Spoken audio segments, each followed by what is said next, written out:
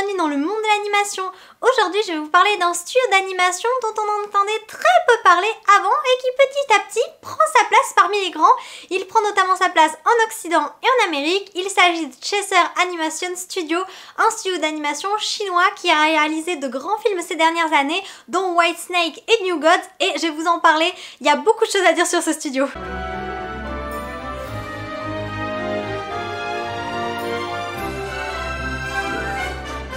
Avant de commencer, cette vidéo a demandé pas mal de préparation. J'espère que je ne dirai pas une bêtise en parlant des différents films et du studio. J'ai essayé de me renseigner au mieux. Il y avait très peu de sites en français et même si en fait j'adore les films que produit ce studio, finalement je me suis rendu compte que je le connaissais assez mal, donc c'est bien, ça m'a fait faire des recherches, c'était intéressant. Mais en tout cas voilà, s'il y a une faute qui est commise, bah ça sera uniquement de ma faute, je serai passée à côté de quelque chose. Mais en tout cas c'est un studio qui mérite vraiment qu'on parle de lui. Chaser Animation Studio, c'est donc un studio d'animation chinois. Il a été fondé en 2013 par Gary Wang. Il se situe à Pékin en Chine et il a à ce jour sorti 7 films. On va diviser un petit peu en deux, on va dire, eh bien ses productions. Nous avons d'abord eu 3 premiers films qui ont eu un succès très moyen et ensuite eh bien il y a la deuxième partie qui devient extrêmement populaire, donc celle avec les films de White Snake et de New Gods.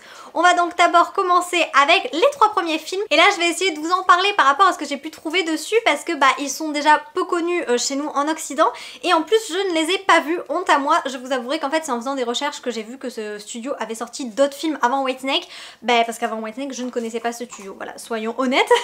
Donc les 3 premiers films, je vais vous en parler brièvement. Le premier film est sorti le 1er janvier 2016, il s'appelle Little Door Gods et ce qu'il faut savoir en fait c'est que tous les films de ce studio tournent autour des légendes chinoises, des dieux, oui, principalement en fait des dieux de la Chine. Et celui-ci ne fait pas exception puisqu'il est basé sur un mythe de gardien divin qui serait utilisé comme talisman populaire, quelque chose comme ça.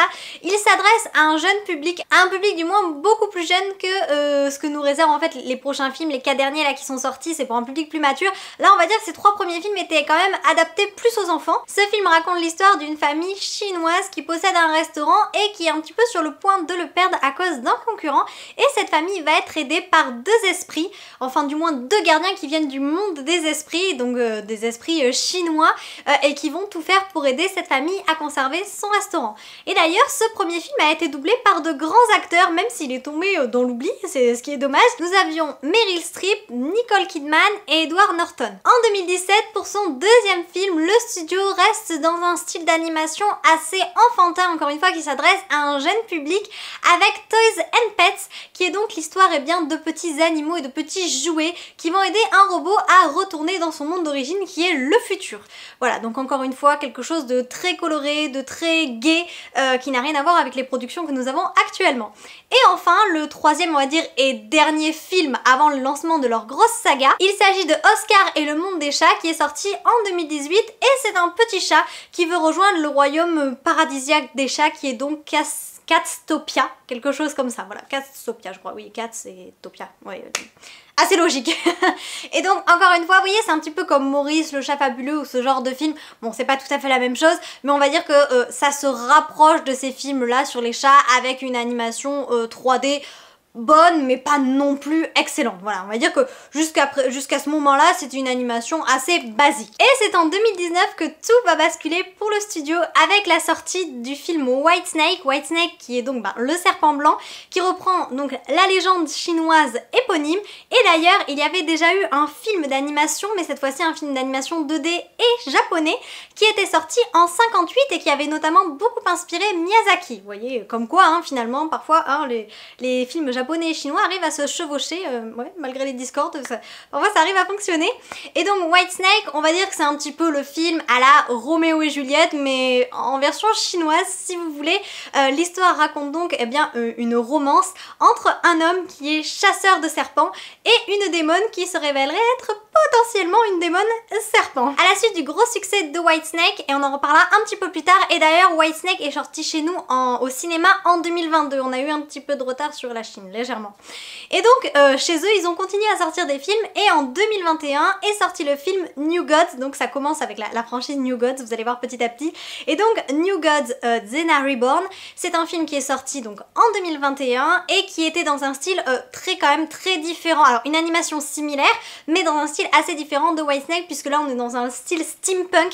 D'ailleurs si le film vous intéresse, il est disponible sur Netflix et sincèrement je vous conseille de le regarder. Neza le héros est donc un livreur banal, hein, tout ce qu'il y a de plus basique, jusqu'à ce qu'il retombe sur de vieux ennemis et qu'il soit bien un petit peu contraint et forcé de découvrir ses pouvoir pour protéger bien les saints et ceux qu'il aime. C'est un univers qui encore une fois nous plonge dans le divin, dans les dieux chinois, dans la mythologie chinoise. Il s'inspire d'ailleurs d'un roman historique et fantastique du XVIe siècle de la dynastie Ming qui s'appelle L'Investiture des dieux. À la suite de cette sortie dans New Gods Xena Reborn, les fans s'attendaient à avoir un deuxième volet et contre toute attente, ce n'est pas le 2 de New Gods qui est sorti mais bien le 2 de Whitesnake. Donc Whitesnake a eu le droit à sa suite, mais cette fois-ci pas avec Blanca qui est donc l'héroïne qui est le serpent blanc, mais à sa sœur Verta, et le film se nomme donc Green Snake. Il est sorti également en 2021, lui aussi est disponible sur Netflix, ce qui nous fait regretter que le serpent blanc, enfin Whitesnake, ne soit pas disponible sur Netflix, parce que là on a le 2 mais voilà, bref.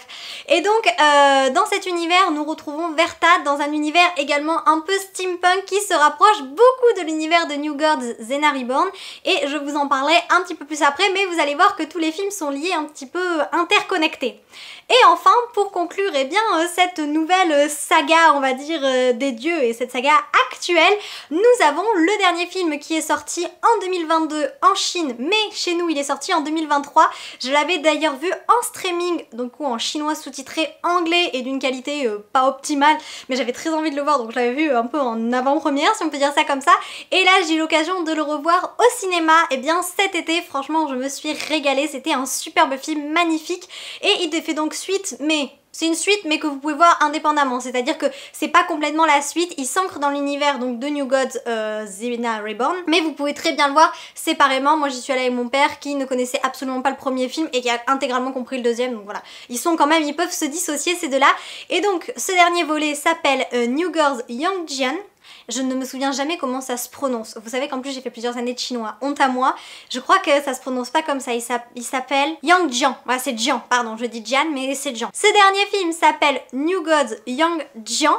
En français il se nomme La guerre des dieux et il raconte donc l'histoire d'un garçon qui autrefois était considéré comme un dieu très puissant et qui à présent vit juste un peu en tant que pirate, mercenaire, ouais, qui effectue un petit peu des missions à droite à gauche pour se faire de l'argent, jusqu'à ce qu'une femme lui demande une mission un petit peu particulière, et cette mission qu'elle va lui confier va le ramener dans son passé et il va être obligé de faire face à des décisions qu'il a prises antérieurement. Tout comme Neza, c'est un personnage qui est issu du roman de la dynastie Ming, donc du XVIe siècle, L'Investiture des dieux, mais également du livre Voyage vers l'Ouest. Vous l'aurez compris, avec ces 4 derniers films, le studio chinois va devenir un petit peu un studio incontournable des films d'animation. Il commence à s'imposer, et notamment un petit peu aux États-Unis et puis même en France à présent. Il revisite les contes et les légendes chinoises, et en fait on va dire que avec ces 4 derniers films il y a 2 sagas qui s'affrontent, donc la saga de Whitesnake avec Green Snake et New Gods Xena Reborn avec New Gods Yang Jian.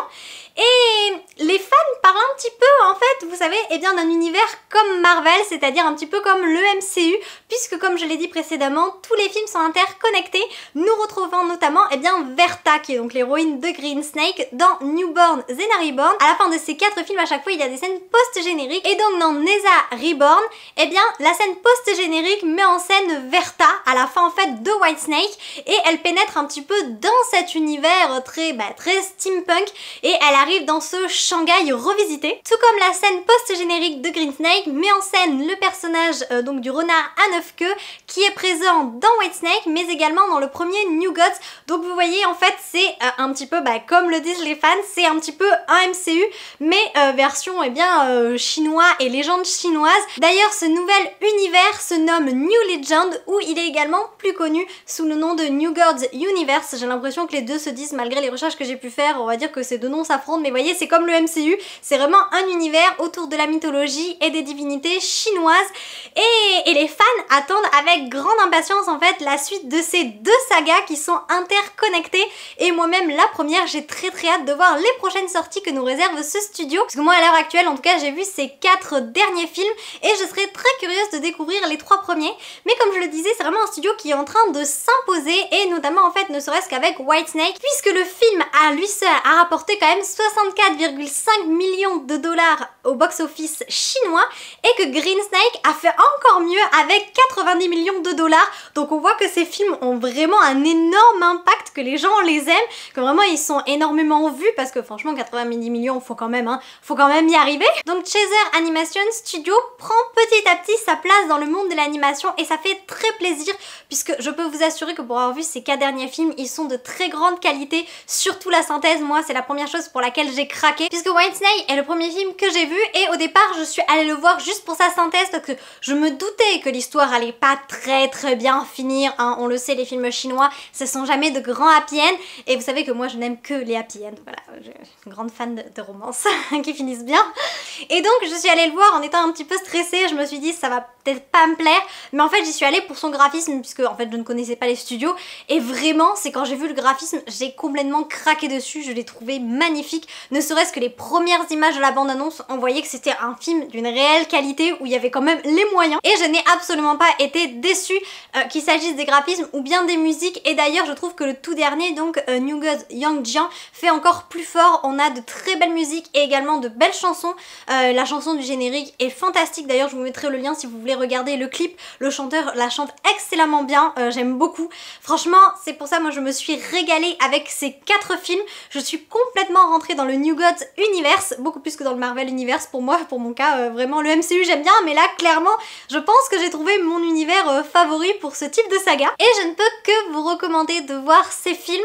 Je dirais quand même que moi je garde un petit coup de cœur pour Whitesnake, qui est le premier que j'ai aimé, apprécié et que j'aime énormément. Et puis ensuite les New Gods je vous les recommande aussi, même si je dirais que le scénario est peut-être un petit peu plus confus que les Whitesnake. Whitesnake c'est très clair, c'est très simple à comprendre, on peut le voir en famille avec des enfants, voilà, c'est compréhensible, alors que les New Gods je trouve d'ailleurs qu'ils sont un petit peu plus violents, je dirais, quoique niveau violence ça se vaut, mais bon, les New Gods ont quand même un scénario plus alambiqué, il faut le voir à tête reposée on va dire, parce que voilà, il y a des petites subtilités, parfois ça part dans tous les sens, il faut vraiment être à ce qu'on fait, parce que sinon on passe à côté d'éléments importants du film.